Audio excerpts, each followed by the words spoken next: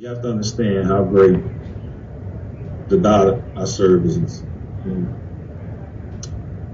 It's been, a remarkable journey, but I'm excited and enthusiastic about the next opportunity.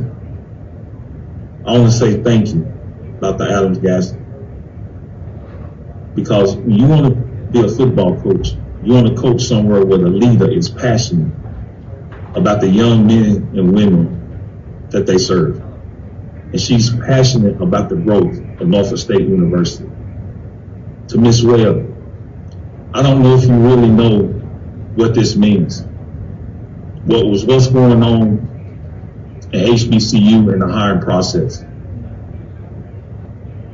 I really believe by me coming to Norfolk State University, it's giving hope to those guys that pay their dues.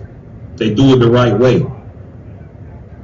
You didn't go with the fad. You didn't go with what was going on in society. I'm grateful that you gave a guy a chance from his proven track record. And I say to those coaches that at HBCU, don't give up hope.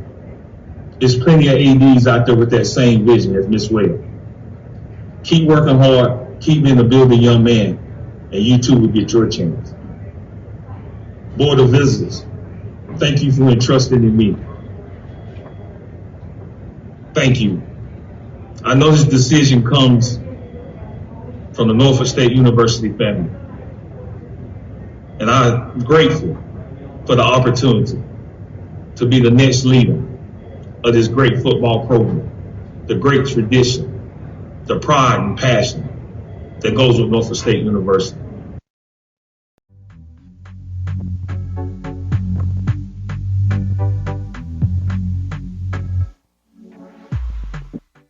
Pleasant good morning to everyone, and welcome once again to this week's edition of the Carlos Brown Show, heard exclusively right here on the Open Mic Broadcast Network and Spreaker.com.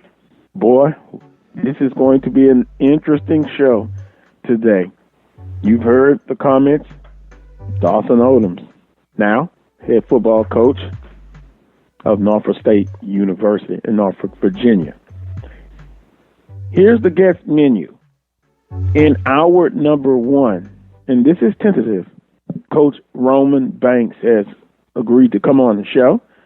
Now, if something comes up and he's not able to come on, he will let me know via text message. Why? Because he has some open time, but of course, interviews are scheduled today. But we appreciate Coach Roman Banks. He's always been a guest here on the Carlos Brown Show, and also has been very transparent and outgoing with his comments. Now, if we have him, and I say tentative, some things I will not be able to talk with him about, specifics about who's interviewing, of course, but we'll try to get to you as much information as we can as far as what's the criteria for the next coach, to the timeline. There are plenty of rumors, and wow, let me say this. With social media, you hear a lot of things, and sometimes you have to be able to cut through what is not true off base and what is true. So we're scheduled to have Coach Roman Banks also on today's show. Brandon B.J. Jones of HBCU Game Day. Now, we may hear from him a little earlier, or he may be in his regular time slot. I definitely wanted to talk with him. He's the show's football analyst, HBCU analyst. Then Coach Pettaway. And by the way, Coach Pettaway called me yesterday, and he was animated. I wonder why. So the guest menu looks like this: Coach Roman Banks, Brandon B.J. Jones, and Coach Pettaway. Here's what's trending on today's Carlos Brown Show. Spring 2021 Cricket Wireless SWAC Football Championship game has been relocated to Jackson, Mississippi. M-I, crooked letter I, crooked letter I, humpback I. I love it. They treat me well in Jackson. Yes, that is true. But I'm also not seen publicly too much. I slip in and I slip out. I wonder why. But the Southwestern Athletic Conference 2021 football championship game relocated to Jackson, Mississippi. We'll get more into the particulars of that. Also, there's another move. SWAC baseball tournament is being relocated to Toyota Field in Madison, Alabama. That in itself is kind of surprising, but we'll get more into that and get your thoughts on all of that. Of course, with all of the just news, big sport news going on, I simply forgot about the Bayou Classic. 49-7. Southern University just throttles Grambling State University, and boy, you kind of, at least I did. I felt bad for Grambling State University. They were undermanned. They're going through COVID-19 protocol, lost starters to the transfer portal. Southern came out and did what they were supposed to do. Punish them early and take care of business. They were able to do that. And then last but not least, you heard a soundbite audio from Dawson Odoms, simply now the new coach at Norfolk State. Let me say this. First and foremost, Coach Odoms did a very good job at Southern University. He really did. And I always talk about facts versus opinions. Even this past spring season, one hiccup, but 5-1. Good mark. In his last 5 seasons, the Jaguars posted a 29-6 record. His overall record with the Jaguars was 63-35. And that's fact. Here's also facts. On the field, Odoms led Southern to a 53-17 SWAC mark over the last 9 seasons. 1 SWAC championship, 2013. 1 SWAC Coach of the Year honor, 2013. 4 SWAC West Division titles, 2013, 14, 18, and 19. That's facts. Now, opinions, he did a good job. Now, I gave Coach Odoms a tough time, and I'm not going to be a hypocrite here. What did I give him a hard time about? Alcorn State. That was his Waterloo. That was his boogeyman. 1 victory. And I happened to be at that game, and how sweet it was in Lorman, Mississippi. Now, from a facetious standpoint, I've had Alcorn Knights texting me and emailing me and text messaging me that they can't prove it, but they know I had something to do with this. Ha, ha, ha. Very funny. Very funny. You would be unhappy that Coach Odoms has gone. Now, reportedly, the contract at Norfolk State, a 6-year deal. Now, that's not official, but just what you're hearing. And the base salary of $240,000. Simply this. It's never, in my opinion, personal. It's business. And I understand Coach Odom's, his family's sake. It's about security. And with his record, and he believed that he deserved that. And I've often talked about Southern University and the contracts that they offer. Now, when Coach Banks, and hopefully he's able to come on, I'm going to ask him to explain the procedure, what Southern offers as far as contracts and extension.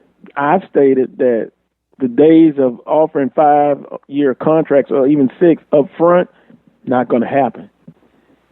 But if you look at it and what in our brief conversation yesterday, 3 years in a mutual option year. So you're looking at 4 years. But if you meet benchmarks, you basically win, you will get an extension. But I'll let Coach Banks talk about that. Some of you ought to just quite simply get out of your feelings. Feelings are really what's dictating some of your responses to me. Now, I'm a big boy. I can handle it. I've got my armor on, and my lawyer is listening in. Make sure I don't get in any trouble. But it's simply business. I got text messages pouring in now. And who's coming in? Who's on the list? It simply will play itself out. Now, let me say good morning to Dr. Prince. And Dr. Prince, I'm sure you, and by the way, you had Coach Dawson Odoms on your Football Friday show. But good morning to you, sir. Well, good morning, sir. And I don't even need to ask how you're doing. I know you over there doing the happy dance and this, that, and the other. Here we go. Here we go. Here we go. Happy dance. Come on. Come on, Dr. Prince. Hold I'm on. not doing a happy dance. Now, well, come on now. You the one that I always say, it's Celebration Bowl or bust. It's time to go. I'm tired of being second fiddle. And this, so you got your wish. I stand by that. You rubbed the magic lamp, and the genie has granted you your wish. So now it's going to see where do you go from here. And all I can say, and I'm on record for saying it then, I'll say it now, and I'll say it tomorrow, you won't miss what you had until it's gone. And now it's gone. And you're going to see just what type of dynamic piece you had. Yes, no one is perfect. You had your hiccups, and that's duly noted. But now you're going to see just what that man brought to the table for your beloved Jags. Well, I will say this. The university will be up tomorrow. Of course. Yes, Coach Banks has to nail it. There was success before Coach Odoms. By the way, a guy named Coach Pete Richardson did a great job. And I've come out on this show just a few minutes ago and said what a good job that he did. And he did. The facts bear it out. So people, you can agree or disagree, but get out. Don't let your personal feelings and your love fest get into the way of business. Okay. And it's simply business. The numbers didn't match up. The numbers didn't match up in what manner? Because of the Alcorn record? But the numbers didn't match up?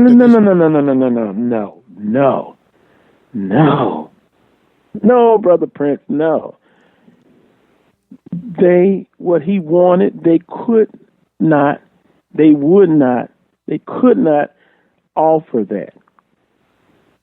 That's to one's opinion. That's an opinion. That's my opinion. Right. And so therefore, all Odom's done was got Southern before Southern got him. Okay, you guys don't want to meet me where I need to be met, or I feel like I've earned the right to be met with the history that you so eloquently quoted and what he had brought the institution from, because this man inherited a mess and left a program that's 19th ranked in FCS nationwide and yet another successful season. and he felt like he needed the security for his family, just like every other coach and AD and administrator would want security for their family. So he had to go to higher ground. Okay, that's your opinion, right? That is my opinion. Yeah, and I know how you feel about Coach Odoms, not only on the field but off the field. And let me say this: he came in at a tough time, did what he needed to do. He made young men become men. He just did everything great. Simply, that's it. That's it. And he should get credit for what he's done. And he did. Now, once again, it's never personal. It's business. No doubt. I want a Cadillac, but does my budget dictate that I can get one? Actually, I wouldn't want a Cadillac, but, but that's just the way it is. Well, that's the way it is. It is, and you don't want to admit it right now because I know, but the dude's going to be missed. Now, would you agree or disagree with that? Regardless of what you think he did, earn, or deserve, do you believe he's going to be missed? Yeah. Okay.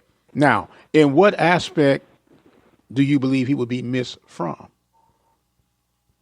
He'll be missed because of he built the program, he rebuilt it, okay?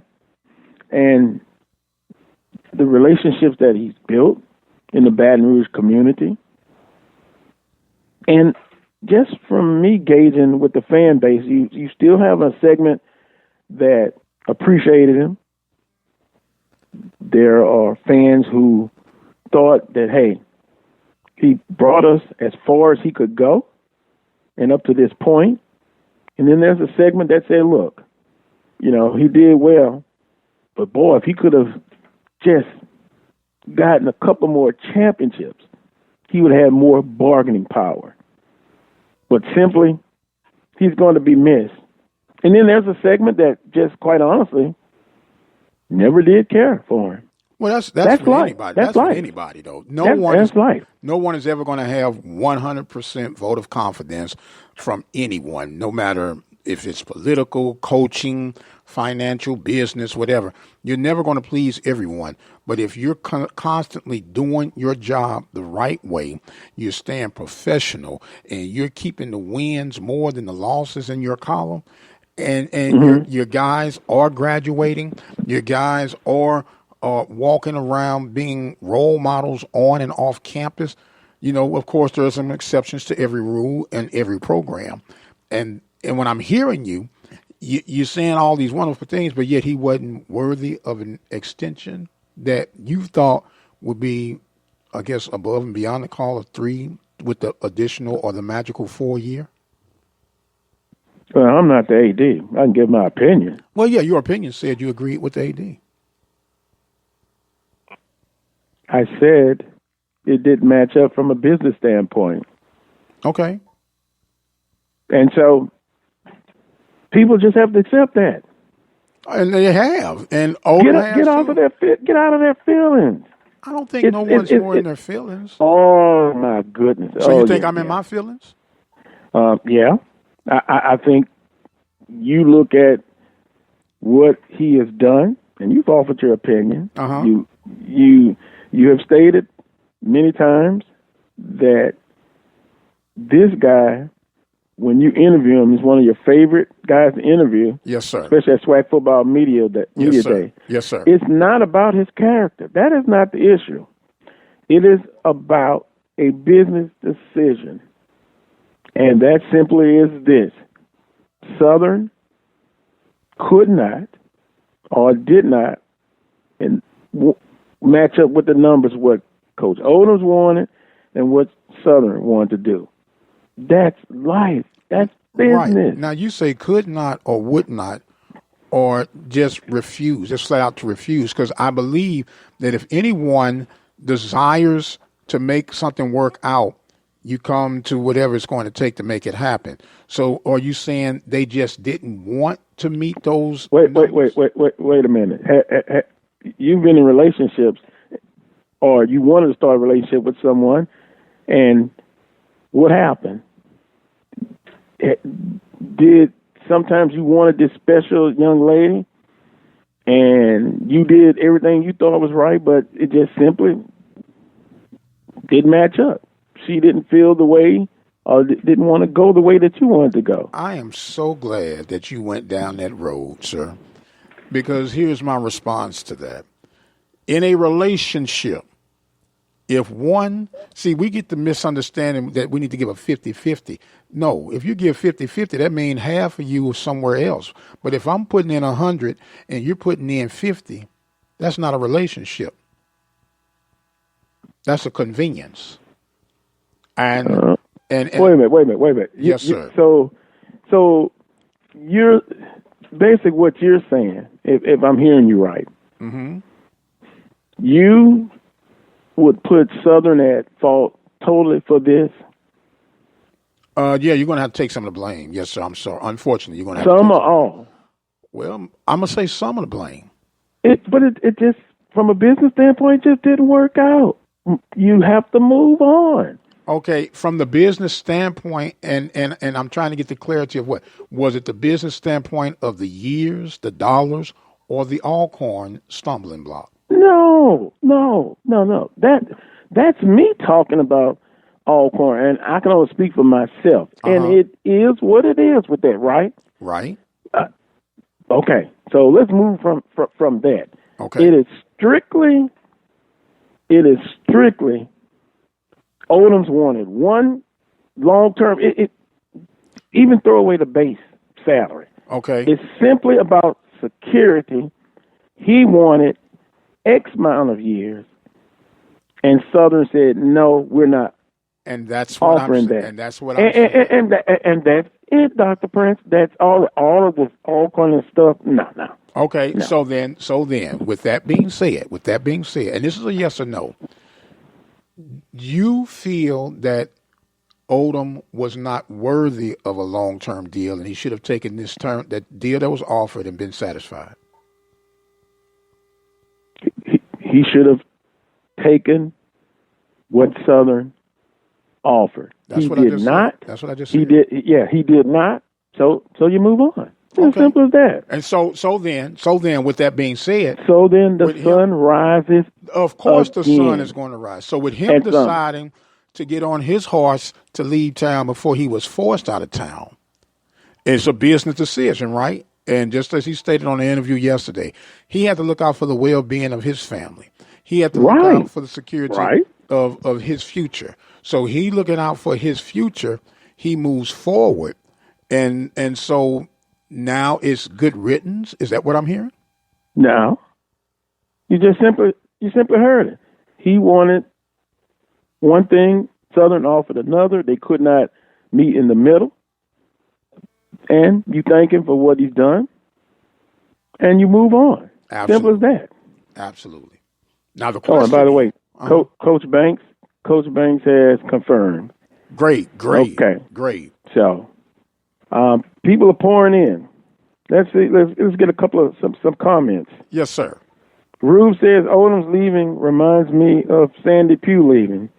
I understand Odom's wanted longevity, but in his case, it may not be greener on the other side for him as well. Odom's would have got an extension. It just wasn't the years he wanted.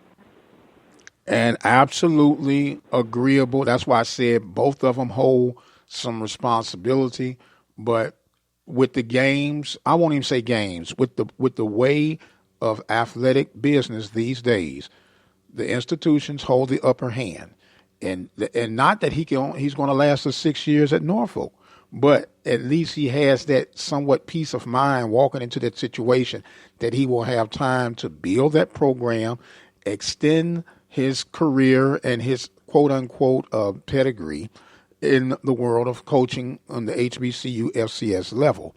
But when the dust settles, everybody is going to hold some responsibility. It's not going to be one-sided, but I can see why he would take the deal he took. I don't blame him. 6 years, that's security for his family. No beef for me. Here's what Jack says. I believe that Dawson Odom's situation was similar to Sandy Pugh. Here we go again. The Southern administration was not able to meet the demands of those two coaches. Southern offered those coaches the same type of contract as in the past. Yeah, they're consistent. Right. Southern. But when you look at it, you guys are losing some dynamic coaches. Here we go. Well, okay. Well, you just hear me out, since Dr. Prince. Yeah, I understand that, but everybody loses coaches, and time will tell. Now, when we revisit this 4 or 5 years, if the next coach comes in and the cupboard is not bare, it's stocked. No doubt. Really well, and they win. It won't be this much conversation at all. It will, but listen what I'm saying, though. The record will state what Coach Odom did for Southern University. I applaud it. Okay, but so you cut me off, sir. You cut me off. I didn't cut you off. I just wanted to finish my point. Some dynamic coaches. Okay, we're talking about Dawson, but you guys just recently lost Kerrick Jackson, who did an outstanding job in the baseball realm, and due to some similar situations and circumstances. Very similar. It's about the years offered. Right. And in my opinion. And I understand it's the quote-unquote Southern way. Okay, I get that 1,000%. But is it time to revisit the Southern way when you know what you have that's in-house versus them playing chicken with these coaches and losing most of them here lately? That's all I'm asking. Well, I'll ask Coach Banks. Okay. Who better to answer that? Yeah, because I can give my opinion, and I just try to be consistent. And what I was told about the contracts, that's what they offer. I've had colleagues tell me, well, I don't agree with that. I understand. I'm just telling you what Southern has done. And look at their hirings. Yeah. Mm-hmm. And just look at them. So you can agree to disagree with their procedure and how they offer contracts. But my personal opinion, the days of offering 5 or 6, some schools do it. Hey, it's your thing. Do what you want to do. But I personally just, and I'm not an AD, but I would really have to go along with not getting stuck in long-term deals. And then if it doesn't work out, and we have examples of that at Southern University with Coach Spivey. For one, let's pay them. Let's put incentives and bonuses in the contracts, and that's a common practice. But boy, it's 10:28. Let me stop right there. Let's take a break and then get with Coach Banks. Oh boy, I'm glad I don't get frustrated easily. I knew this was going to be an interesting show, but once again, it's business. It's never personal for me. Never personal. My brother, he could be a coach, and I'm the AD. And if he wants an 8-year contract, no, sir. Cut me out your will. Whatever. Not gonna happen. I just don't believe in that. But, whew, boy, look at those comments coming in. Let me take a break. I'm gonna come back, visit with Coach Banks, and I'll get in your comments. I love your comments. You can agree or disagree. I'm not right all the time. I'm not wrong all the time. But I do value your input. You're listening to the Carlos Brown Show on the Open Mic Broadcast Network. Broadcasters come into our lives on radio and TV, bringing us information and entertainment. Broadcasters are there for us, but who is there for them when they fall on hard times? The Broadcasters Foundation of America provides financial assistance to broadcasters in acute need due to a critical illness, accident, or other serious misfortune. If you know of a broadcaster on the air or behind the scenes who may need our help, please share our message. Visit broadcastersfoundation.org.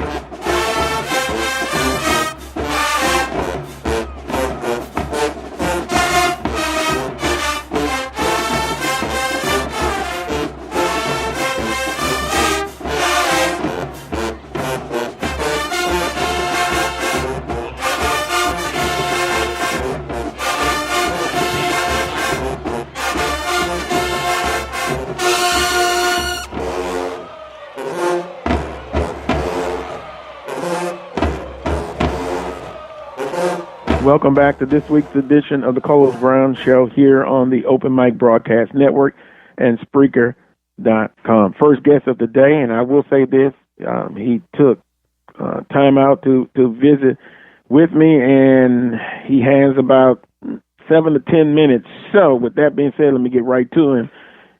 The Director of Athletics at Southern University, Coach Roman Banks. Coach, good morning to you. Good morning. How you doing? Well, I'm doing fine. It's been a crazy 24 hours, but not as busy as you have been, I'm sure. Nah, it's been a whirlwind for us, but we're not complaining. Yes, sir. Where are you at this point as far as looking into the criteria and as far as what timeline and what's the criteria for bringing in the next coach, in your humble opinion? Well, I just think that criteria changes due to the situation that we're in. Obviously, in my opinion, this is probably the worst time ever to be looking for a head coach. And when you say that, you're talking about a head coach giving the autonomy to bring people in and bring his stuff in and put his game plan and all those things in. Obviously, we just went through that from the spring. We just brought in several new coaches going into this year. And so, and then I think also is that, the chemistry with the young men and also trying to make sure that our student athletes remain in a good place and remain to recruit them, that they don't start going into this transfer portal and things like that.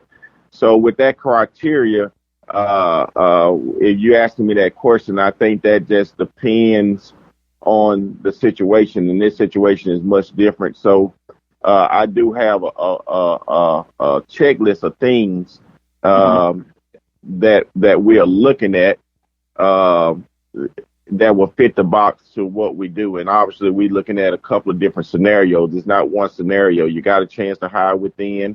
And do you bring a person from the outside? And so those are the questions right now. And we don't have a lot of time, but we're taking our time working with intensity to check those boxes and find the absolute best for our student athletes and our fans. Coach Banks, is there a timeline? I know what I'm hearing, but straight from the source, what does that timeline look like? Month? Less than a month? More than a month? No, I don't think that we have a month. I met with our student athletes, the football team, and they have, everyone have a timeline. And obviously, I asked them to give me 7 to 10 days to work through this process, because the first thing is important is that we have to understand who, we have to make sure that all student athletes remain in place, and you cannot ask the student athletes to remain in place when you do not have leadership as it relates to who's going to be a football coach. That's basically unfair to them. And we know the climate in which people are transferring out of these Division I programs right now. That's a huge concern of mine. And also the concern of mine is that I feel like that we do have a good football team. I feel like we got good leadership.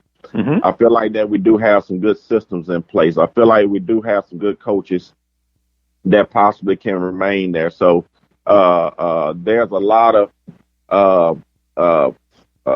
going through the process to get to know everyone personally to make sure we know what we're getting into. I'm visiting with Coach Roman Banks, Director of Athletics at Southern University. Coach Banks, can you, and tell me if you can, but can you clear up the situation with as far as offering contracts, let's say for new coaches? I've said what I thought it was, but again, from the source. And then can we follow that up with talking about what Coach Odoms meant to the university and you personally? Let me talk about Coach Odoms first. Okay. Coach Odoms have given Southern some good years. He and I have become personally good colleagues and good friends.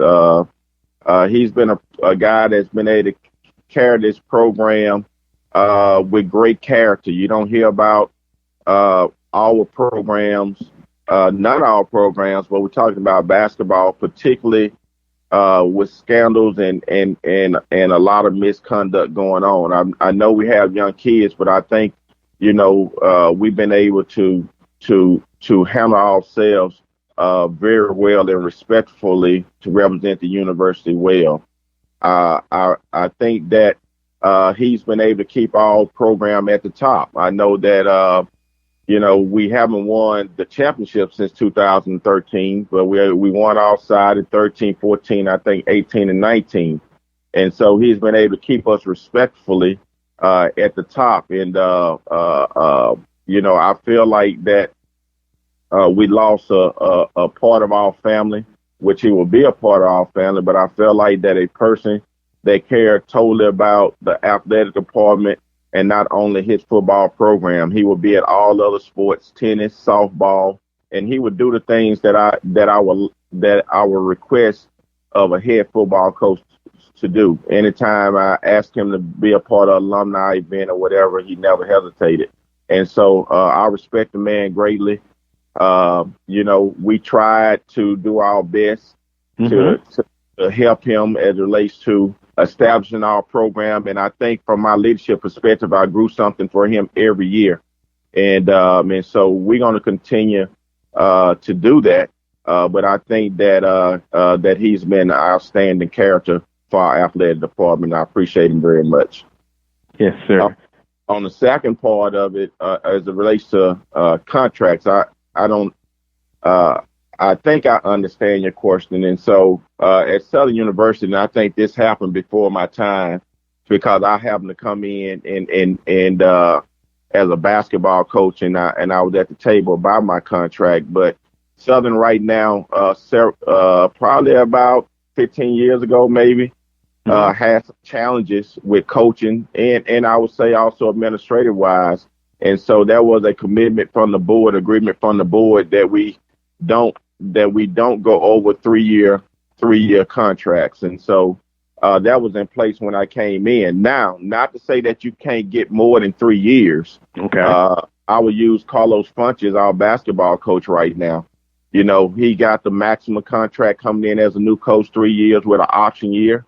Yeah. And so we try to make sure that's 4 years because for senior laden classes, when you come in from a freshman, sophomore, junior, senior. So we try to make sure that 4 years is on that contract. But Coach Funches signed his 3 with an option. He won. and he added another two years to his contract. So you're talking about a guy got 5 or 6 years on his contract. I was in that situation as well as the basketball coach. Kerry Jackson was going into that same situation before he left. He came in with the 3 years and we're adding years to his contract. And so that's just the beginning point to the contract. It doesn't say that you can't go past those years in athletics. You just have to earn those. And also I think from that standpoint, it keeps the fire lit for a coach to say, hey, and keep that aggression there to move forward towards successful years for his team. And so that's the legit of those contracts. So it's not that you can't get more than those years. It's just the initial year of signing. And that's basically because Southern don't have a lot of money in that regard of something go wrong, having to pay a coach out. You usually want to make sure that you can cover the balance of that contract so you can keep the programs moving. And so that's the short narrative of a long story. Wow. Coach Banks, I understand it. I happen to agree with it. Can you believe that? Oh, my. Go ahead, Coach. No. I actually, I think that it's you have your initial 4 years to take care of your business. And I think you get rewarded for the success you bring to the table. And we have been in a situation, let's say when I first came in with Odoms, I extended his contract. He did not win, but I thought that we were near the top. We competed well. I think we ended up second, maybe lost it to Grambling, and we extended his contract the first time that I extended his contract. So that's not to say that your contract still cannot get extended during the later years of your contract. So, but that's the initial agreement coming in, and I think that's safe on base, so we can continue to give our contracts, because if you don't have the money to cover those contracts, then you're just going to get coaches on year to year. So you have to be careful about what type of commitment you make. How many more minutes you have, Coach Banks? I'm trying to monitor the minutes here. Keep going. I'll let you know they're not coming to get me yet, so we're good to go. Okay. I'm visiting with Coach Roman Banks, the Director of Athletics at Southern University. So a busy schedule, interviews today? Yes, sir. Sunday? When do you cut it off?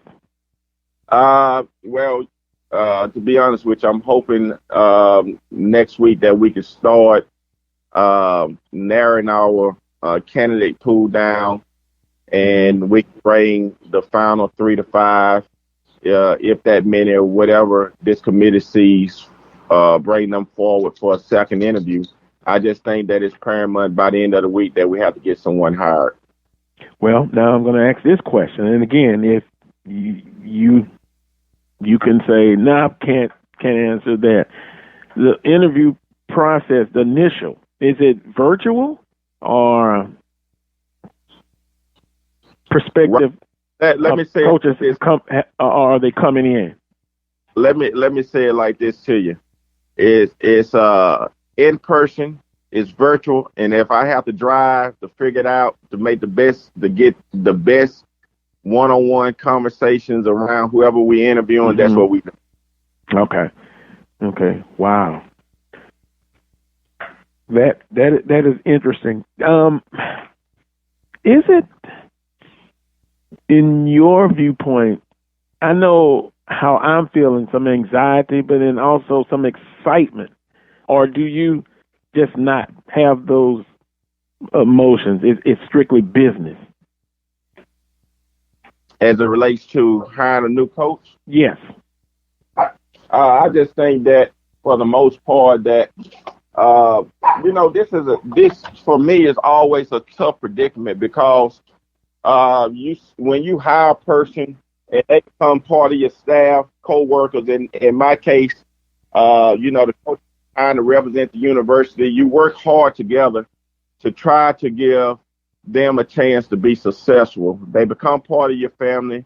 A lot of times you spend just as much time with them than you do with your own family. And so when a person departs, and especially when it's when you have had a great relationship, then, you know, the emotional standpoint is that you're losing someone. But the business side is that this is the job. And I understand that when a lot of times in your mind you say, well, when a guy's not doing well, you have to replace him. But in most situations, and a good situation to be in is what we've been in at Southern, is that we've been winning enough under my tenure where other people have sought out our coaches in my short time here. And our coaches have been doing well enough where they have drawn attention from other organizations, where it's another college level team or professional team. And so with that being understood, you know, people got to make the best decision for themselves. My job is to make the best decision for Southern University. So though I have that attachment, I have to have the professionalism to go out and take my time and sort out to the next candidate that can come in and keep us at a high standard that's expected, or take us to another level. And so though there's emotions, there's still the professionalism and the work ethic that you have to have, and know that this is business, this is athletics. Athletics is always a revolving door in a sense, especially when you have success, not really when you're not having success. And so this is the reward a lot of times when you're doing well. And now it's just time that you have to use your professionalism to go out and try to keep it at this high standard and expectations of your student athletes and alum to always be at the top. And you want to go get someone that's respectful and that can lead your program. And so though it's emotional, but then at the end of the day, this is athletics, and this is the business of the athletic director for Southern University, or any campus for that matter. I'm visiting with Coach Roman Banks, Director of Athletics at Southern University. I know you can't get into specifics, Coach, but you just mentioned about a successful program, and this is in my humble opinion, a high priority. This is a very attractive job. Could you give us some opinions about maybe how has been the interest? I want to ask about a number, but I know that may be not something I can ask, but have there been a lot of interest in applicants for this job, I guess is what I'm asking. Yeah, so let me say this to you, and the answer is yes. But there's also anytime we've been speaking, anytime a job has at any level, Division II or whatever, there's always in athletics a huge number of applicants. So just to speak about Southern, in this short period of time and with these challenges, when I say challenges, that means coming in, you're only 2 months away, sort of say, we have a lot of candidates that have inquired about the job. But I also, you can't interview every candidate. So, my motto is also to try to reach out to everyone that reaches out to us. But when you start breaking this thing down, you start talking about regional, you start talking about possible coaches that's tied to the program. And you also have guys outside of the program that don't have college experience but been at pro levels. And so you start trying to navigate down for really at the end of the day, right now, the position that we're in, what's best for us. A best fit, the right fit. And doing Would this. You agree with that? The best fit, the right fit. And now let's go back. The best fit and the right fit is based on the hand that we're dealt with. This is not December, January. And so a lot of coaches, the first thing is I want to come in and, this is what I want to do. This is what I need. This is what we're going to do. And at the end of the day, that might not be what could be best in January is not best for going into the month of May. So timing is also a factor. No question about it. that's a huge. When I say this situation, that's a huge factor for us right now. Yeah, and I understand what you're saying, Coach. Not only from Southern's perspective, but some potential coaches. It may not be a good time, but they have interest in it. Right. And some coaches come in non-negotiable, and non-negotiable right now. To be honest with you, just eliminate you from the process. Oh, I got you. Yeah. I could understand that. And Coach Banks, I'm sure you've also gotten phone calls, letters from Jaguar Nation, and they're simply saying what you should do. How you feel about that? I had to ask that one. Well, I have always told you, told you a long time ago, my dad always used to say, little boy, you don't know everything, so take the time out to listen. And so I believe that's my creed. I read my emails, I listen, and just so I can challenge myself to making sure that that I'm asking, in this case, the committee and I are asking the right questions to solidify a good candidate. And so I don't shun away from that. Everybody have their opinions, and it depends on what lenses you're looking at. All of it has some creed, but at the end of the day, that don't hurt my feelings any. I always try to be responsive, but at the end of the day, I have to put on my hat, my AD hat, and use all the advice to weed out what's not best to find out what's best for Southern University. And we're talking about football, right, for the head coaching position. Coach Banks, committees, I know from the past, they have been, very interesting. That's probably the best way I can put it. And I've had you on over the years as director of athletics. This committee, let me phrase it this way. This committee is much smaller than in the past. I know I've asked you about direct hires in the past. What does your committee look like as you're going through this process of finding the next head football coach? Well, I'm leaving this committee private because I don't want people to start getting bombarded. No, Coach. I don't want any names, but is it few in members, large like in the past, or kind of, just a more smaller unit? So I would say it's a smaller group. It's not a large group. Okay. And my position is that we have this smaller group that's intimate, and from 5 to 7 people. And then also my thoughts is that once we get to the final 3, that group will bring others to the table that I feel like they need to be at the table, that can have some great input, and student athletes will be at the table at that point to help us hear out the 3 candidates to come to the conclusion of our decisions. Yeah, well, I thought about that as well. Student athletes, it's not up to their decision, but they're consulted, and you got to know how they feel about the situation, correct?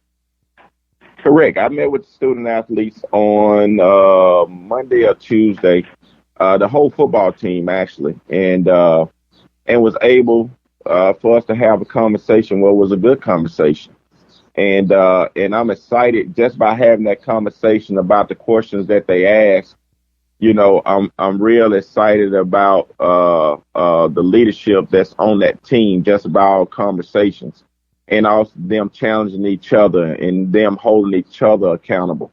And I'm pleased that they said, AD, we know, because I'm personal with them. I'm always touching and not getting into their business, but I'm always around, and I have an open door policy for student athletes. And so they showed a lot of confidence in myself and the people that I have around me to help me make this decision. And so I'm pleased with that, and I'm thankful that we have a group of guys out there that has that type of confidence in myself. And so I spoke with the whole team, and from the whole team, there are several guys. I don't know if they're not all captains, but they're part of their leadership that I try to have a conversation with every other day. Well, Coach, I've got 10:55. If you could, and once again, appreciative of your time. Let's kind of recap for those who are just tuning in. Time frame for what you would like to see as far as hiring the next coach. I think it's imperative that by the end of next week that we have a coach in place. Okay. Once again, the explanation of contracts and just the way business is done as far as contracts at Southern University and hiring coaches and extending coaches. Well, initially, we talk about our best practices, and like I say, let's add that to presidents, chancellors, and all that. It's there has been a agreement in place before I got there for the last 15 years, after some troublesome times, that you go that we usually max out a three-year deal with an option year, get a coach 4 years for a graduating class. That's just initially. The caveat to the athletic side is if a coach wins at any time, we have a chance to extend that contract, 1, 2, or 3 years.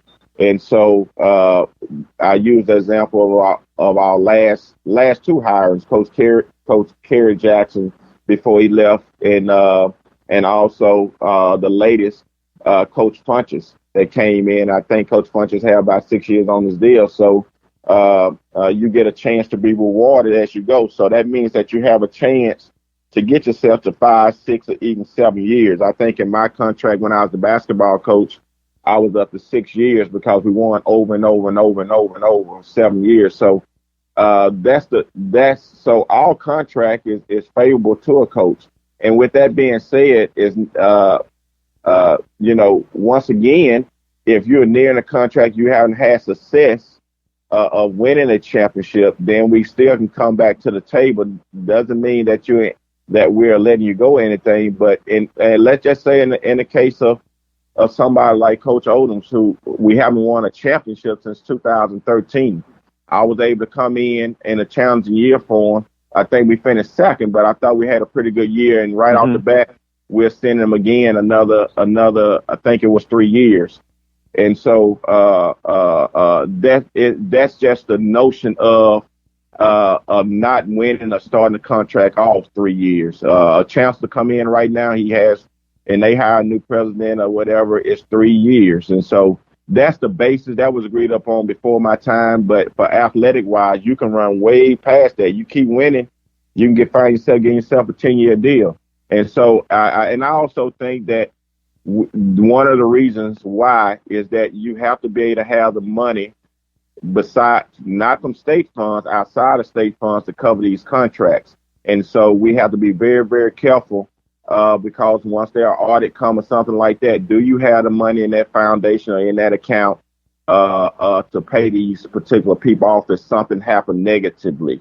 And so I think that has been the number of years that we can coming in as a new coach that the board agreed upon a long time ago. And last but not least, you shared your thoughts about Coach Odoms. Simply put, the numbers, you just couldn't come to agreement with, in my opinion, and you tell me if I'm wrong, the number of years. It wasn't per se about the base salary and incentives. I don't know where that comes from. Now you telling me something new, so I'm always transparent with you. I don't know where that comes from. The number of years of the pay. Coach Odom and I had sat down and had a conversation and knew what direction we was coming in. Now he might have another. I understand he got a 5 or 6 year deal, but there was never a conversation between he and I as it relates to those years. And he probably policy as it relates to max to starting off contract that we get 3 years if you haven't won all those things. But you're telling me something new, or and I don't know that to be factual from he and I conversation. And so that's a new gesture what you just said on me about he and I disagreeing on years or weren't able to push to the years. Our conversation is totally different. The reason why, one of the main reasons why he felt like he had to do something different, and the years nor money was part of our conversation. Wow. Well, that clears it up. I was wrong on that one. Again, you are the source. It's nothing official, but there was conversation of what he got at Norfolk State. And I guess I should say, in my opinion, right, I thought it was over the years and the security. But you're saying that's not the case, correct? I'm saying that's not part of our conversation. If you and he had that conversation, that's different. We sat down at the table. Coach understands. He's been here a while, and he and I have been in several contracts. You got to realize I'm the guy that kept the gift that kept giving. We kept, in his I think he got 3 contracts since I've been here, and so that what you're telling me, if you're saying that he and I had a disagreement on years or contract period, that was not the case. Now in his opinion, he probably felt like he had a better deal on years over there, but that's a deal breaker for he and I. It's something totally personal and dear to him in our conversation. And he chose at this time to do what was the best thing he felt for Coach Odom. So he and I didn't have any misdirection on contract situation. Matter of fact, gotcha. I felt like the new package that he had that we've been talking about was really, really, really good for him. And so that was not the case if you're talking about in he and I conversation about a contract. Well, that clears it up, Coach Banks. Hey, I'll admit when I'm wrong and I don't know what the heck I'm talking about, but it does bring clarity to that situation. Coach Banks, appreciate the time. Any closing comments you would like to say to the audience? No, I mean, I'm just thankful for Jaguar Nation and all the support, and we definitely in a transition phase. But the thing about it right now, that's part of athletics. I tell everybody we are uncertain right now, but we are stable. We have a good program. We have some good coaches in place. Our student athletes are excited, and we are trying to work through hiring this new coach at a very, very tough time. And we're looking at all possibilities. I'm just not limiting ourselves. So we're looking at all possibilities that's going to bring us back to the best case scenario. And I'm thankful for these football players, these student athletes that I've been able have shown confidence in me and having this communication with them every other day. And so Jaguar sports is healthy, and we're going to stay healthy, and we're going to do the right thing as it relates to finding this person to continue to move us forward. And so I'm very excited about what the future holds for us. Well, can we do this, Coach Banks? And I really appreciate it. And as always, you've been transparent here and talking with me here on the show. Can we schedule to have you back on, let's say, after the decision is made and there's still other things to talk about? Schedule as always, and even the SWAC football championship moving to Jackson. Get your thoughts on that, and the baseball tournament moving to Madison, Alabama.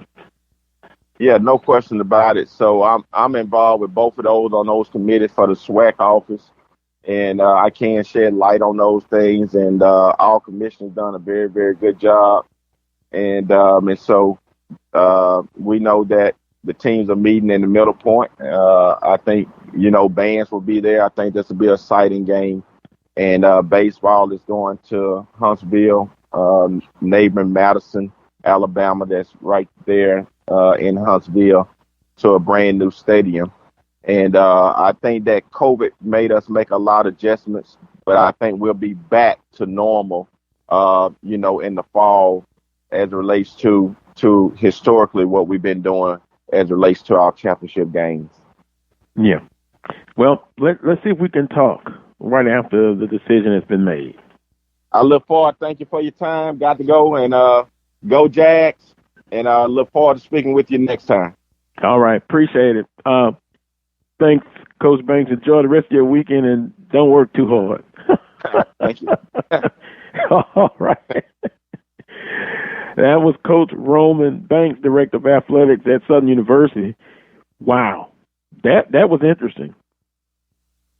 Did you catch the last part? Him and Coach, and you can read between the lines. There was something in place. But Coach Banks and Coach Odoms, and some other things about elderly parents and him and his wife and different things like that. But it basically came down to what's best for Coach Odoms. Now, I can give my opinions on it, and that's why I started off with my comments. He did a very good job, and you thank him for the time spent at Southern University. I can give my opinion, but the facts were he had a winning record, conference, overall. Now, again, had some hiccups against Alcorn, some out of conference in state schools as far as on the FCS level. But very telling what Coach Banks stated. As far as the coaches and a lot of that conversation about who was in Baton Rouge, who flew in, who did this, who's on this list, I get it. I get it, folks. I really do. There's excitement and some anxiety, but a lot of energy trying to find out who's going to be the finalist. Did you catch it? He basically said it's from A to Z. You've had interest from outside the FCS print, inside, high school coaches, former players in the program that are now coaches. I've talked to a few who's point blank said they were interested. But now whether they applied or not, I don't know.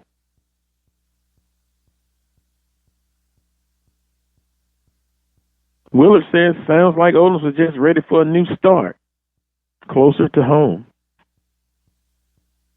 I've heard that.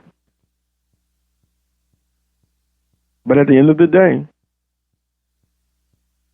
Coach Odoms will be building a rebuilding, shall I say, a program at Norfolk State. And he's a program builder. He's a builder of men.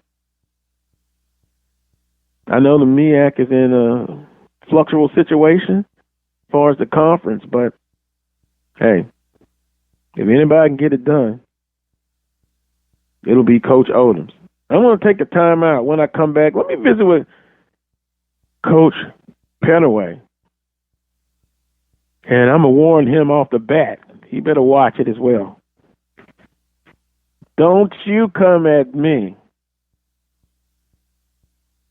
But it'll be interesting to hear what he has to say on all things. You're listening to the Carlos Brown Show on the Open Mic Broadcast Network.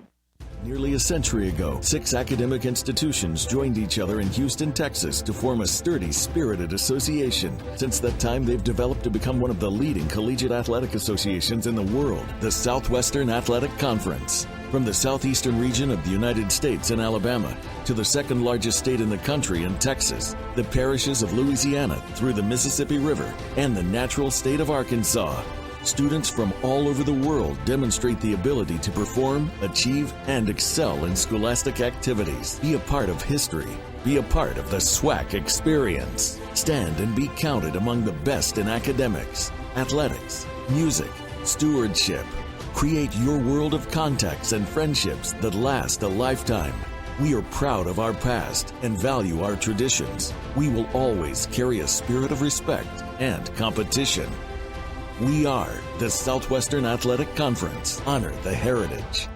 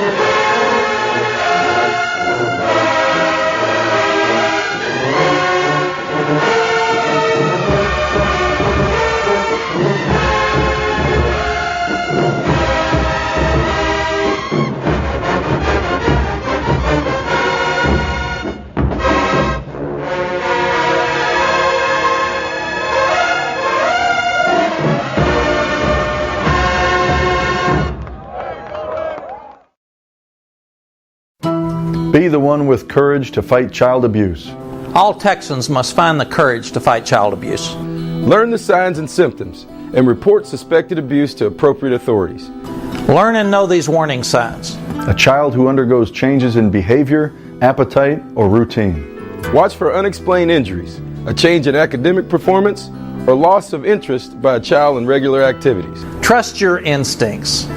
If you suspect something, do something. If you believe a child is in an abusive situation, please call the Texas Abuse Hotline at 1-800-252-5400. Be the one with courage. To find your local Children's Advocacy Center, visit onewithcourage.org. On behalf of children, thank you. Thank you.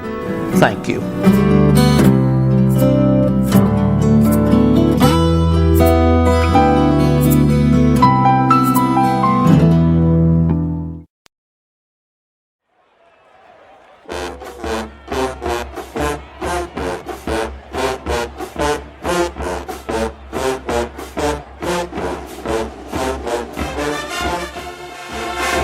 Welcome back to this week's edition of the Carlos Brown Show, heard exclusively right here on the Open Mic Broadcast Network. Joined by the coach, Coach Van Pettaway. Coach, good morning to you, sir. How you doing?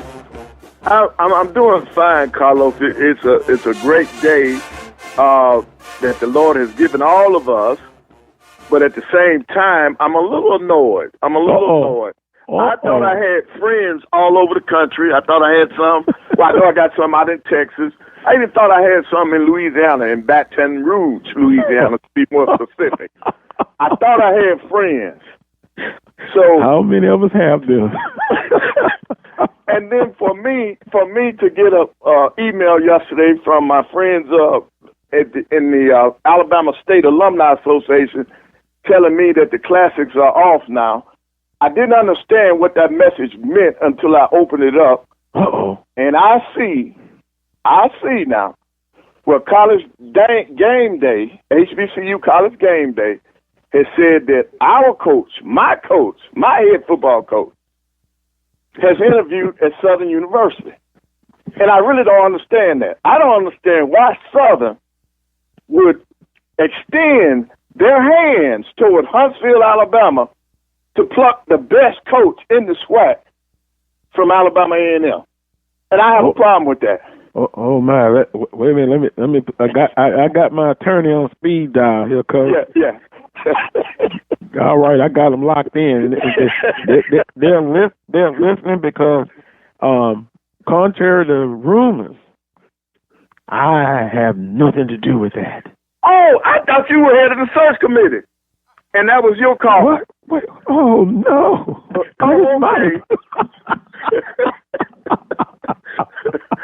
Oh, no, I have definite opinions.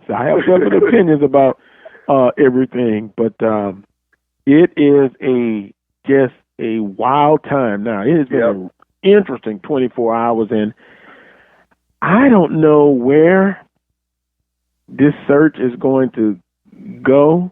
I just had Coach Banks on, and he was able to, speak with me.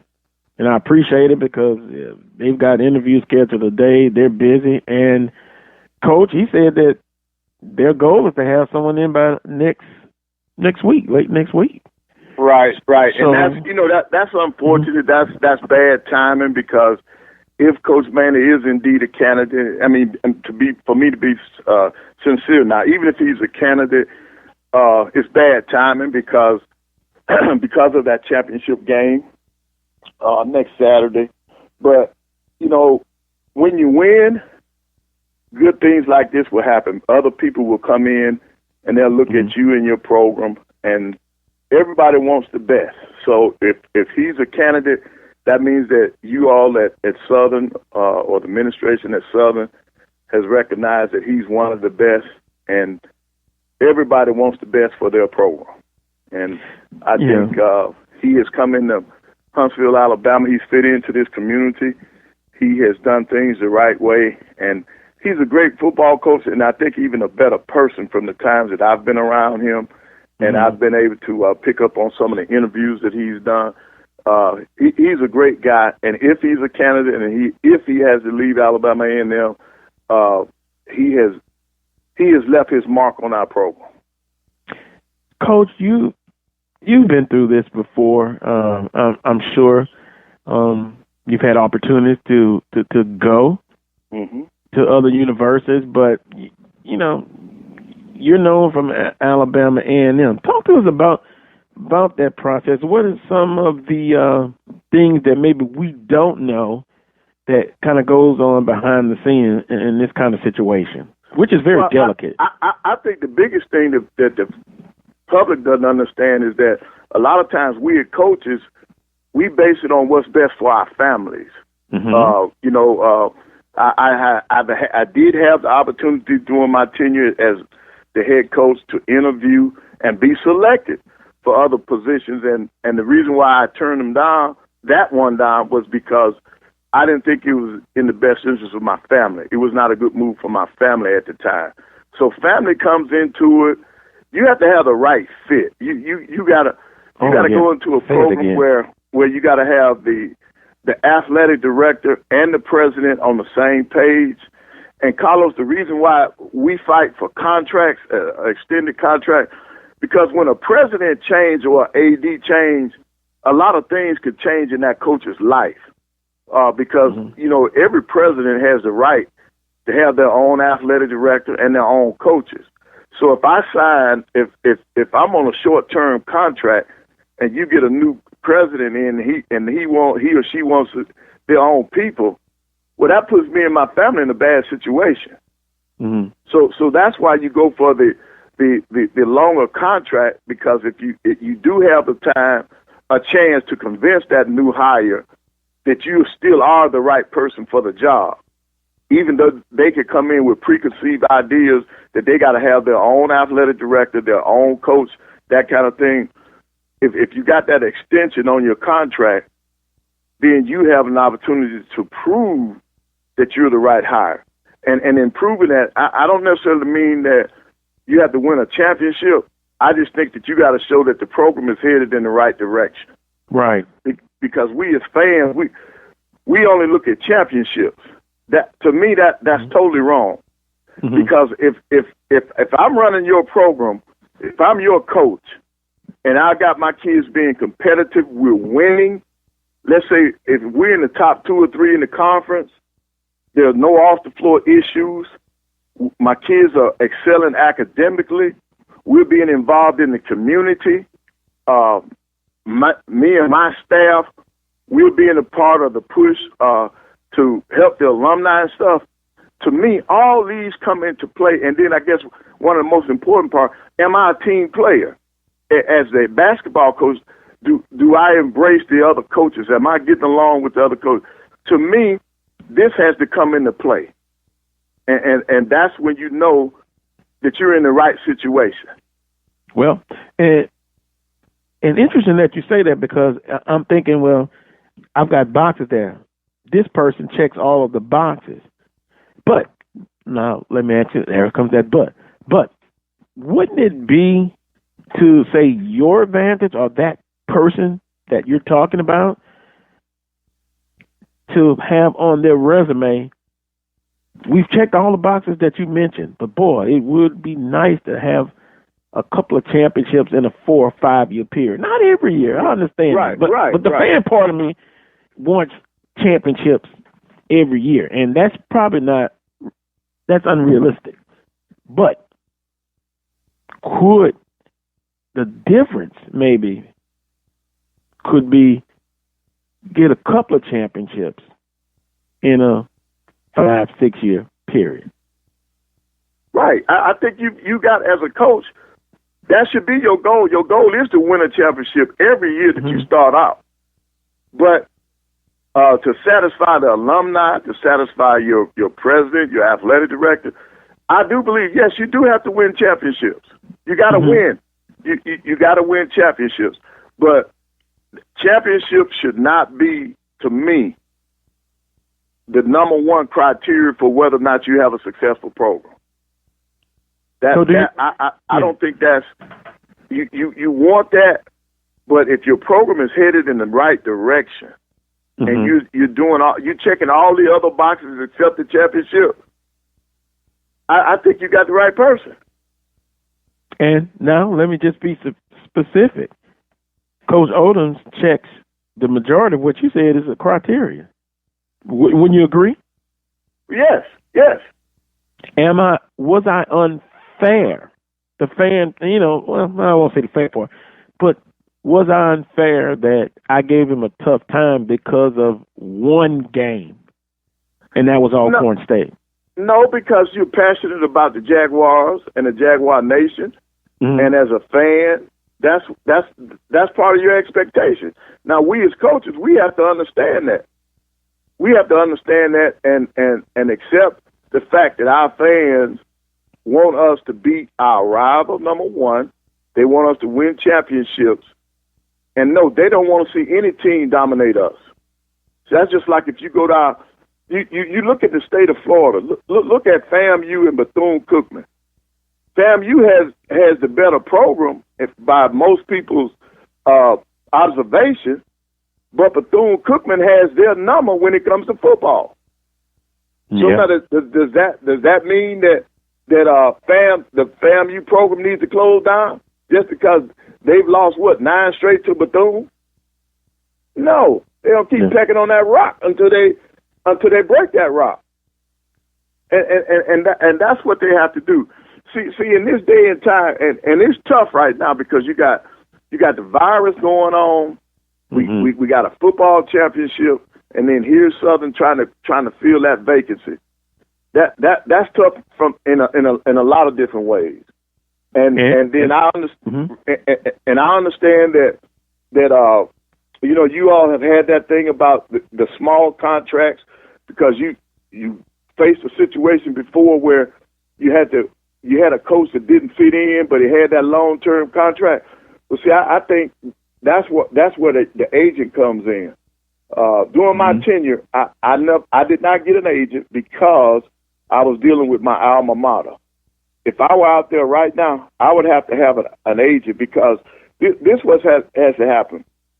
You got to protect the coach if things don't go well. What happens if I got a good contract, that new president or AD comes in, has nothing to do with wins and losses. I'm just not their guy. They want their person in there.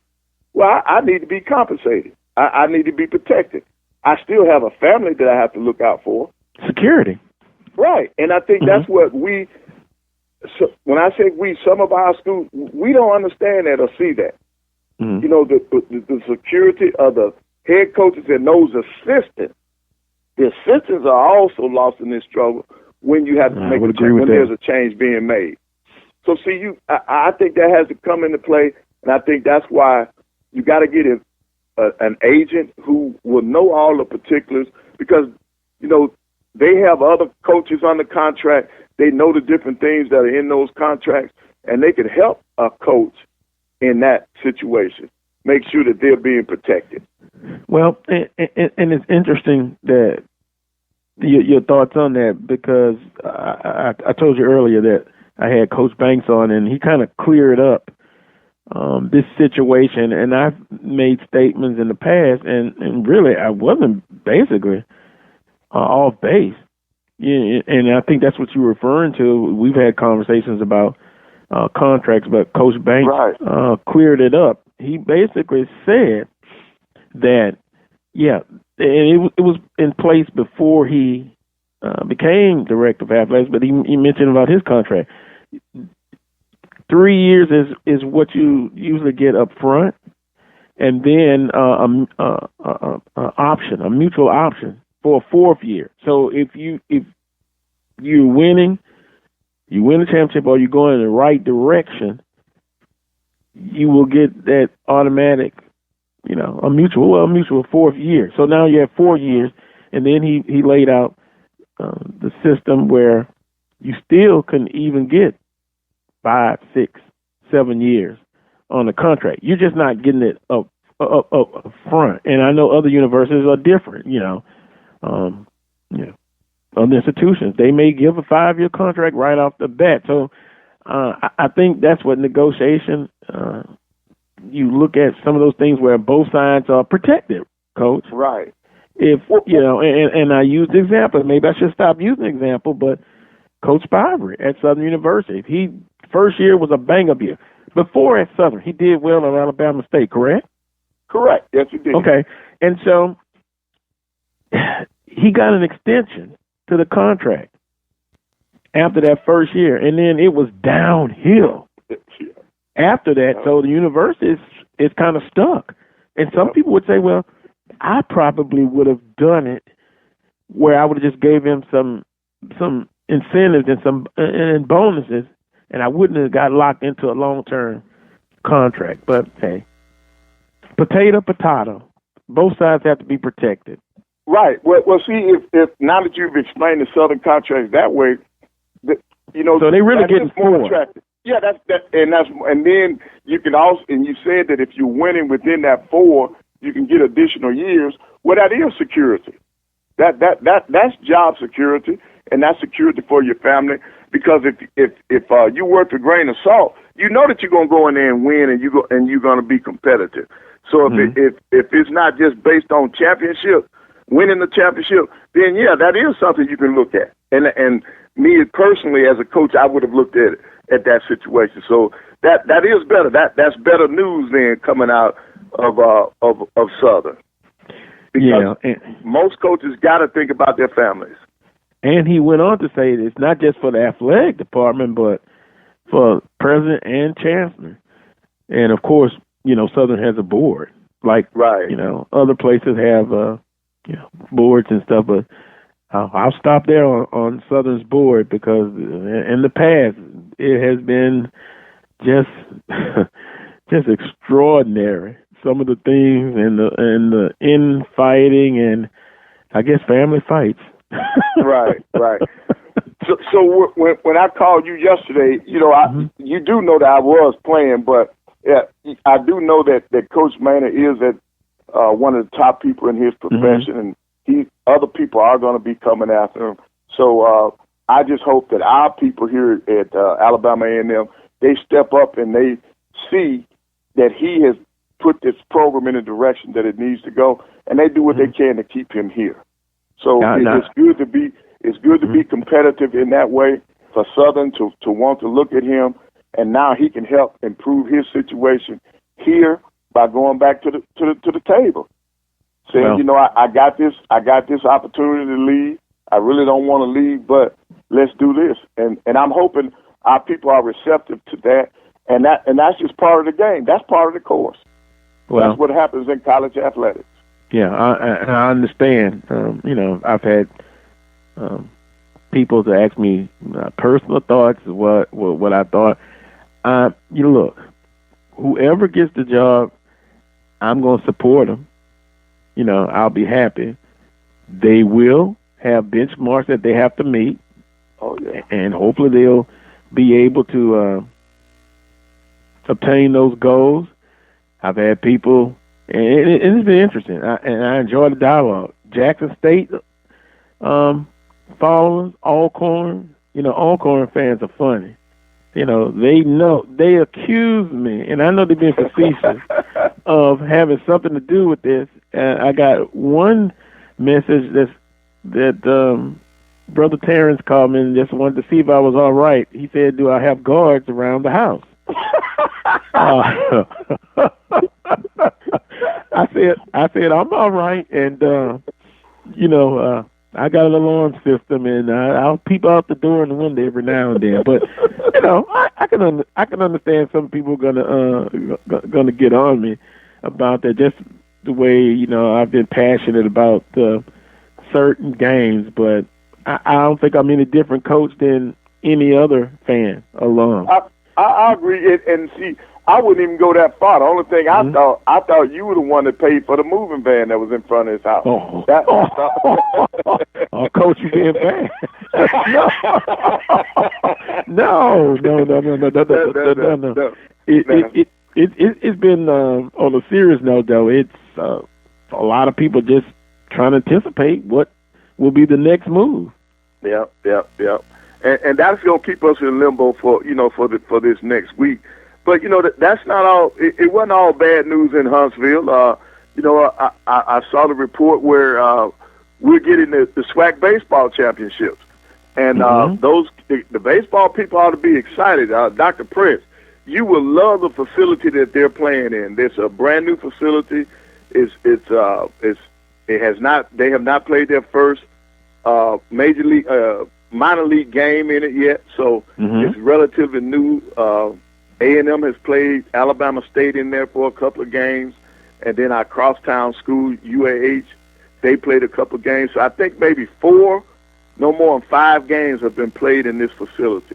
Wow. And it's brand spanking new, and they've invested a lot of money in putting that park together, and I think the athletes in the SWAC will be impressed, and they're going to be playing in a first-class facility. Yeah. I've seen pictures of it. Away. Oh no, I've seen it in person. I've been there. I've taken the tour. It's outstanding. So the SWAC did an outstanding job in negotiating that for your baseball players, and all the. I don't think you're going to hear any complaints when it comes to that facility. Yep. Well, yeah. Well, that's a good thing, and I'm wondering if this is maybe an audition after this year.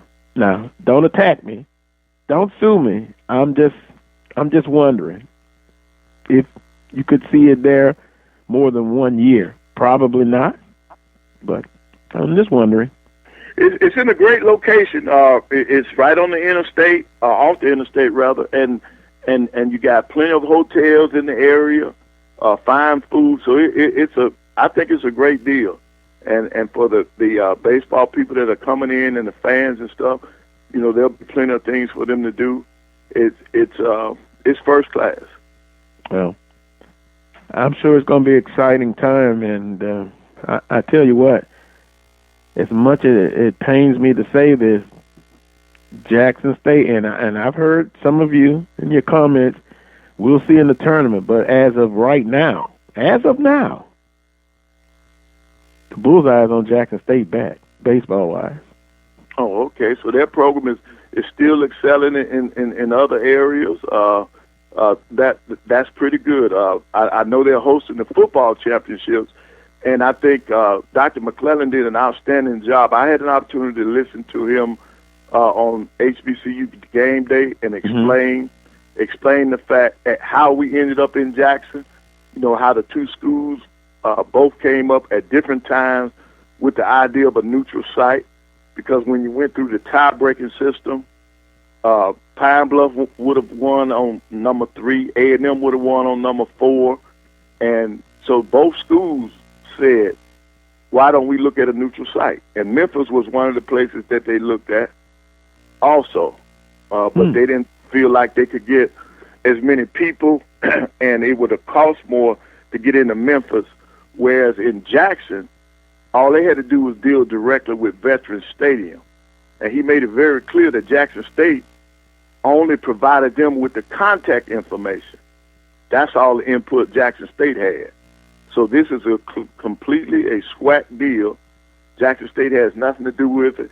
And then I think that they hit the nail right on the head by inviting both bands. That'll bring the fans in.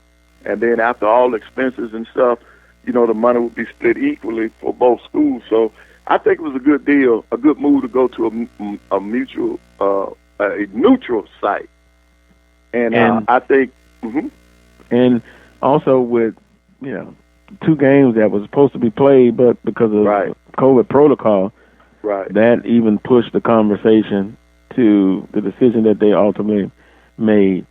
With those games, COVID is still undefeated. Although, vaccinations are out and more people are vaccinated, you still have to go through the process and do the right thing. And Carlos, while you're on that, I know all of us that are on this, on this podcast that are talking, we want to see things go back to normal. But I think our people have to help. We have to help ourselves. We need to get vaccinated so that we can get back to normal. I want to see full stadiums for football. I want to see full stadiums for arenas for basketball. But in order for us to get back there, we all have a part to do. We have to do our part. Yeah. And I just wanted to say that. I've had both of my shots. My family has. Everybody needs to do that so that we can get back to HBCUs the way it used to be. Yeah. Me and mine, yep. We've gotten both. Close friends, both. Yep. So, yeah, it's a personal decision, but it's also one that you don't take lightly. Correct. So with that being said, Coach, we'll talk with you next week. Okay.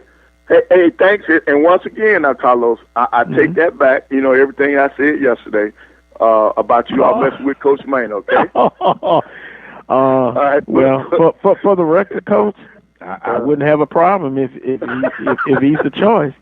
And I'll say that it's this direction that, and this is just my opinion, the direction could go from A to Z even someone on the staff could be elevated, as the head coach. But I will say this: Southern is stacked and loaded for a championship run. Whether they'll get that accomplished or not, we shall see. But Coach Odom did not leave the cupboard bare at all. I got you.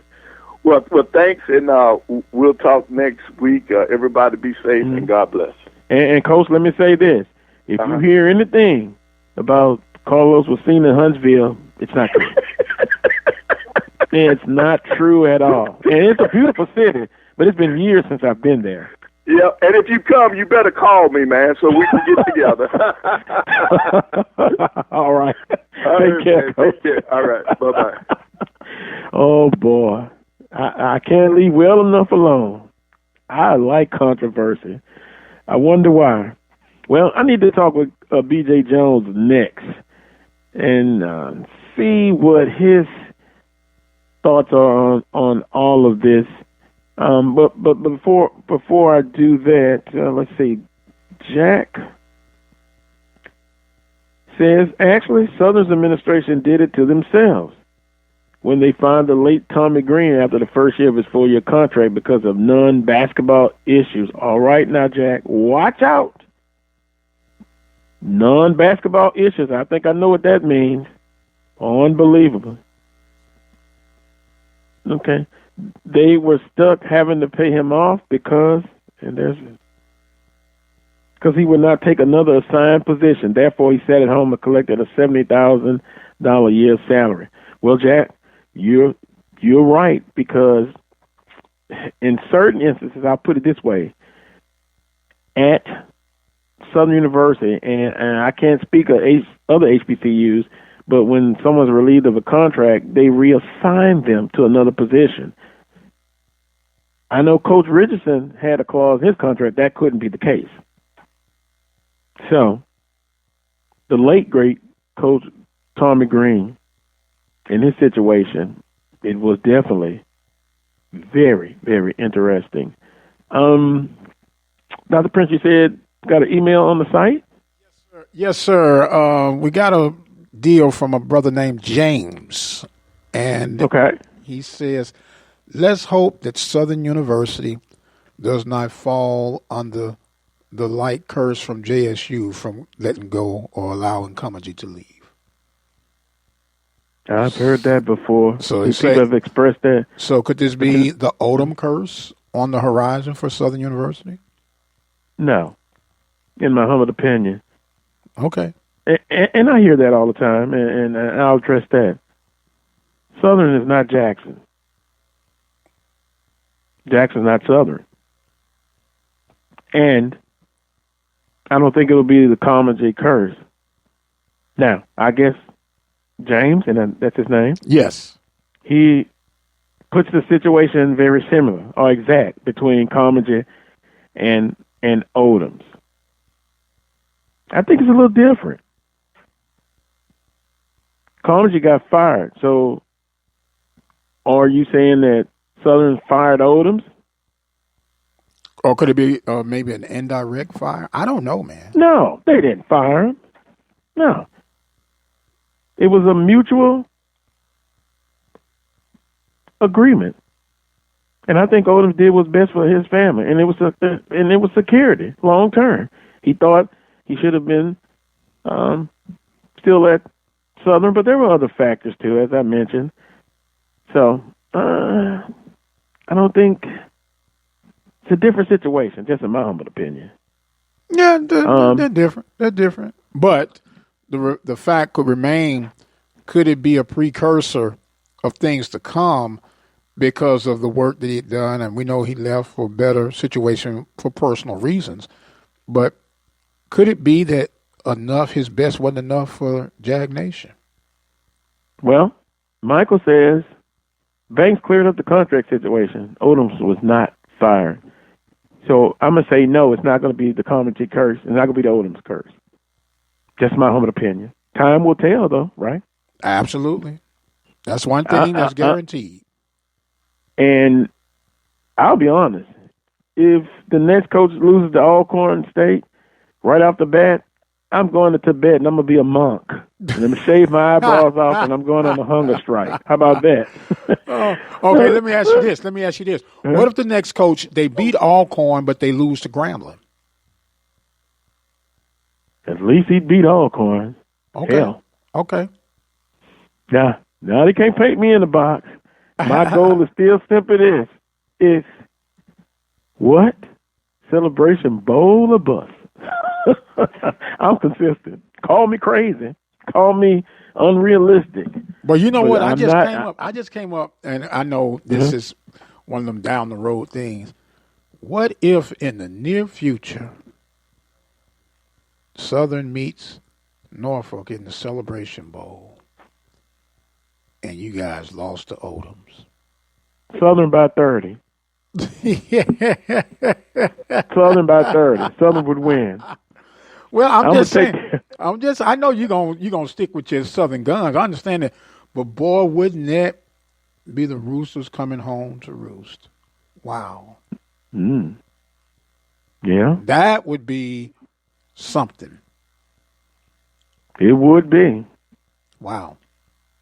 On that note, I'm gonna go to a timeout. Then I'm gonna come back. Brandon B.J. Jones. He's up next. You're listening to the Carlos Brown Show. Is SWAC Sunday baseball coverage exclusively on the Open Mic Broadcast Network. Join us each week during the regular season of the Southwest Athletic Conference as we bring you exclusive SWAC baseball coverage. You can join in by dialing 857-777-0000 or by dialing 857-777-0004. SWAC Baseball Sunday afternoon broadcast exclusively on the Open Mic Broadcast Network. We are the SWAC. Our heritage lifts us to great heights because my history is forged by trailblazers. That motivates me today to focus on my future. We are the SWAC. We are the new trailblazers. And this is my heritage.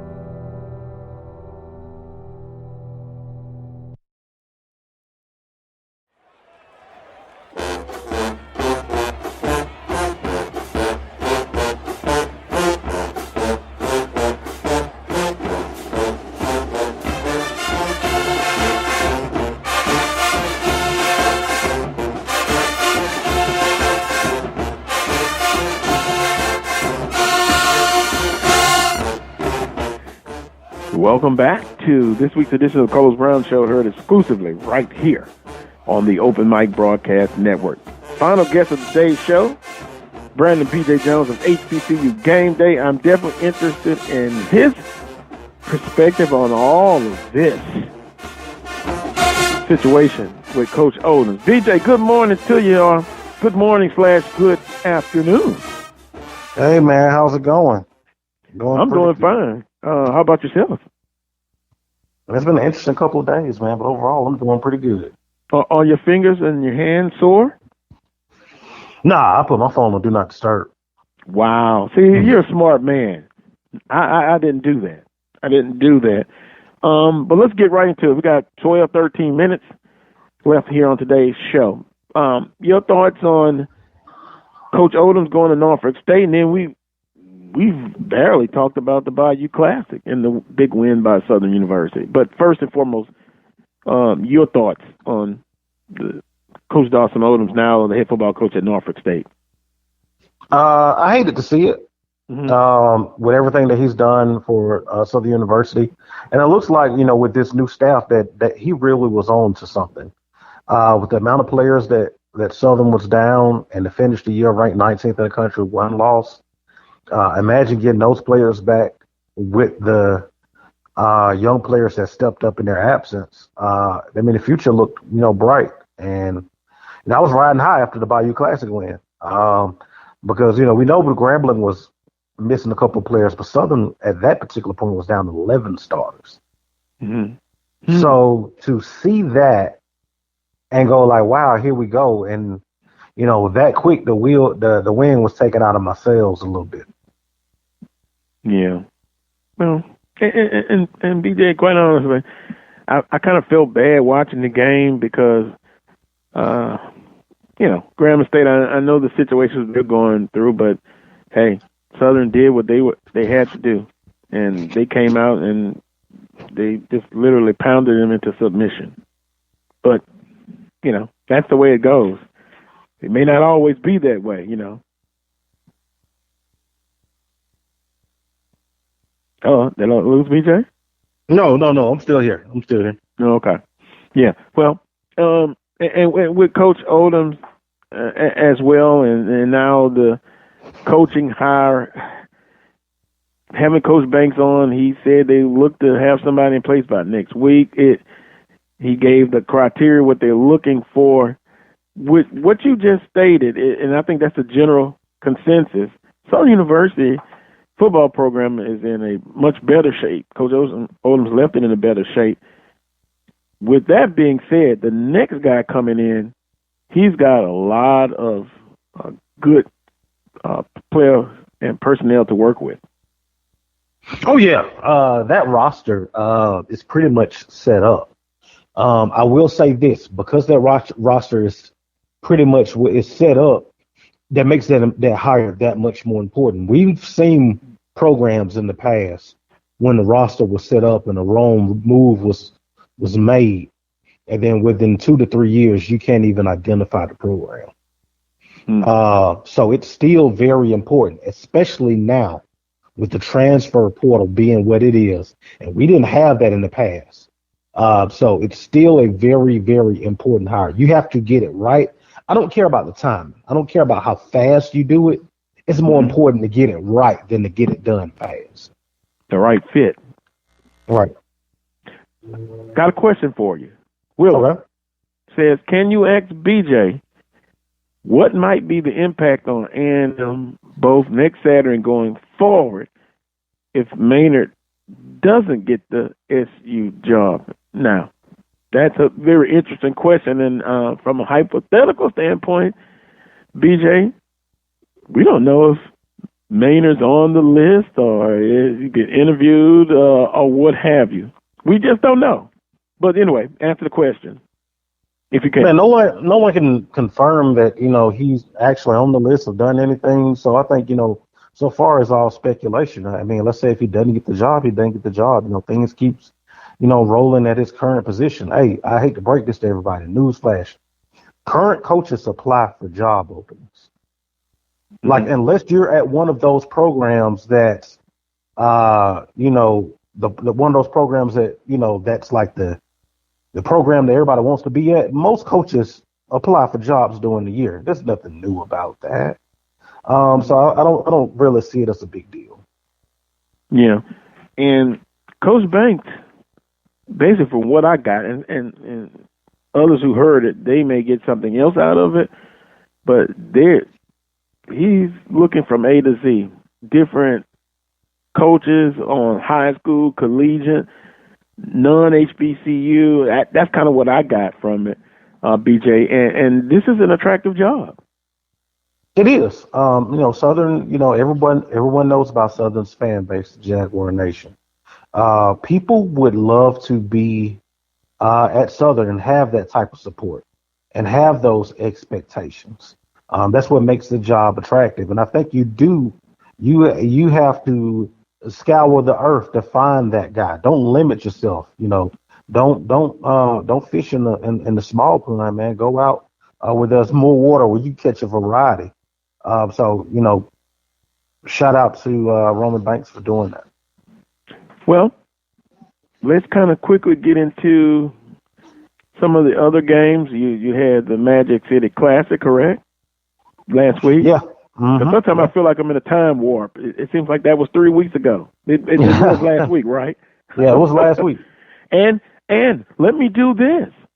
Congratulations to the University of Arkansas Pine Bluff and Alabama A&M. They will represent the respective divisions. But your thoughts on that Magic City Classic and University of Arkansas Pine Bluff? Alabama A&M did what they needed to do. I think for Alabama State, it was all downhill once Ryan Nettles got hurt. The next quarterback came in. He was not as sharp. That offense was very limited. And there's only so much your defense can do. And Alabama A&M played very well. So, shout out to Coach Maynard and his staff for having those guys ready to go. For Arkansas Pine Bluff, hey, they get it done. It may not be pretty. It may not be, with style, but they get it done. They found a way last week to get it done against Prairie View. And Prairie View had every opportunity and some to win that football game. Wow, BJ, can I get your thoughts on a couple of things? And I agree. I got a bunch of messages that I didn't see. Quickly, Theo says, "Call me crazy, but if you are a Southern and in the SWAC, my most important factor is beating upper-level teams outside the conference. If you are doing that consistently, championships will come. You are carrying the rep of the whole conference as a Southern or either one of the Big Four." What do you think about that? Who was the Big Four? But anyway, you want to win non-conference games, and that's for everybody. That's not just limited to Southern. Winning non-conference games helps teams get ranked. It helps your conference get that spotlight. It opens up opportunities for your conference. So that falls on everyone. Your conference ain't strong if the only people you're beating are each other. Mm-hmm. And that's the mentality in the SWAC that we have to change. And start playing them home and home in the regular season. And winning. Just my opinion. Johnny says Odom had actually hit his ceiling. He did what he could, but bottom line, it's time. Kudos for securing a long-term deal, but right coach can and will take the next step. You have a comment on that? How do you know that Odom's hit his ceiling? How do you know what Coach Odom's ceiling is? A lot of these things are people's opinions, and they're granted to have one, just like I have mine. But how do you know what the ceiling, was? That was a, if that ceiling is championship run, then that's a pretty high ceiling, because if you keep knocking at that door, eventually it's going to fall. If you've watched those games, those championship games have been decided by 4 or 5 plays here and there. So if that's the ceiling, that's pretty solid. That ceiling is higher than 90% of the other ceilings that are out there. Yeah, well, and I asked somebody on the show, and I'll ask you.